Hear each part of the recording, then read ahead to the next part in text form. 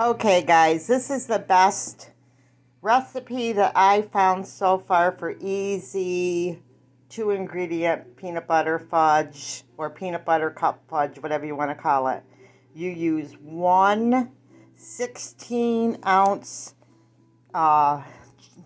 container of chocolate frosting, and then you fill this with the same amount of peanut butter. You put it in the microwave for 2 minutes and mix it up and put it in your freezer for 2 hours, or freezer rather, your refrigerator for 2 hours, and it is the best. It also freezes nice. Where I did another recipe with the condensed milk, it does not freeze well, and this has a better flavor, I think. You can let me know what you think, but this is, like I said, just one thing of frosting.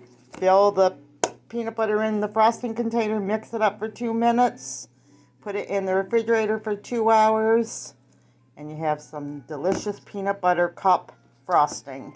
Hope you enjoyed this, and remember, big or small, you too can be a backyard farm. God bless.